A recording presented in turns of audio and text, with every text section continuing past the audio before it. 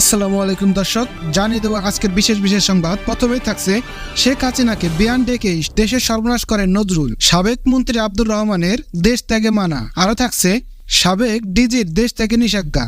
Nazrul Islam Majumdar NASA group ও বেসরকারি Exim ব্যাংকের chairman. তবে এসব ছাপিয়ে ভারত পালিয়ে যাওয়া সাবেক প্রধানমন্ত্রী শেখ হাসিনাকে তিনি বোন বিয়ান ডাকতেন। পত্রিকার পাতা খুললেই চোখ পড়ে শেখ হাসিনার পাশে দাঁড়ানো তার হাস্যোজ্জ্বল ছবি। এ সুবাদে তিনি ব্যাংক মালিকদের সংগঠন বিএবির চেয়ারম্যান পদ পেয়ে যান। টানা প্রায় 15 বছর এই পদে যাওয়ার পর তাকে আর পেছনে ফিরে তাকাতে হয়নি। প্রভাবশালী মহলের আশীর্বাদে তিনি দেশের ব্যাংক খাতের অন্যতম মাফিয়া বনে যান।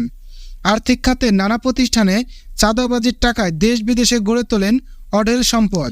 বাংলাদেশ ছাড়িয়ে বিশ্বের একাধিক দেশে রয়েছে তার বিপুল অঙ্কের বিনিয়োগ। তবে শেষ পর্যন্ত চোরের 10 দিন গৃহস্থের 1 দিন প্রবাদের মতো তারও শেষ রক্ষা হয়নি, তিনিও ধরা পড়লেন। মঙ্গলবার মধ্যরাতে নজরুল ইসলাম মজুমদারকে গ্রেপ্তারের সংবাদ দেয় মহানগর গোয়েন্দা পুলিশ ডিবি। সূত্র বলেছে, মজুমদার মূলত 2017 সালের পর দেশের ব্যাংকিং সেক্টরে নিজেকে একক ক্ষমতাধর বলে জানান দেন। এ সময় তার বড় ছেলে ওয়ালিদ ইবনে ইসলামের সঙ্গে ঢাকা দক্ষিণ সিটির মেয়র শেখ ফজলে নূর তাপসের ভাইরার মেয়ের বিয়ে হয়। এ সম্পর্কের সূত্র ধরে শেখ হাসিনাকে তিনি বোন বিয়ান ডাকা শুরু করেন। আওয়ামী লীগ সরকারের ক্ষমতায় আসার পর সাবেক প্রধানমন্ত্রী শেখ হাসিনার সঙ্গে ঘনিষ্ঠতার সুবাদে মজুমদার ব্যাপক ক্ষমতাধর হয়ে ওঠেন। অংশীদারি ব্যবসায়ী হলেও ক্ষমতার দাপুটে নাসা গ্রুপে তিনি একছত্র আধিপত্য কায়েম করেন। এক পর্যায়ে কোম্পানির 20% শেয়ার হোল্ডার ও স্পন্সর পরিচালক আলতাফ হোসেনকে বেআইনিভাবে বের করে দেওয়া হয়। পরে একাধিক সাজানো মামলার পর গোয়েন্দা সংস্থা সহ প্রশাসন লেলিয়ে দেওয়া হয় তার আলতাফ হোসেনের বিরুদ্ধে। কিন্তু এত কিছু সত্ত্বেও দমেননি আলতাফ।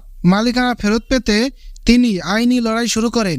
পাশাপাশি মজুমদারের অর্থ পাচারের অকাট্য প্রমাণ সহ নানা অনিয়মের ফিরিস্তি তুলে ধরে সরকারের গুরুত্বপূর্ণ দপ্তরে চিঠি দেন। সূত্র জানায়, লন্ডন এবং হংকং ছাড়াও সংযুক্ত আরব আমিরাতে দুবাইয়ে মজুমদারের বিপুল অঙ্কের টাকা রয়েছে।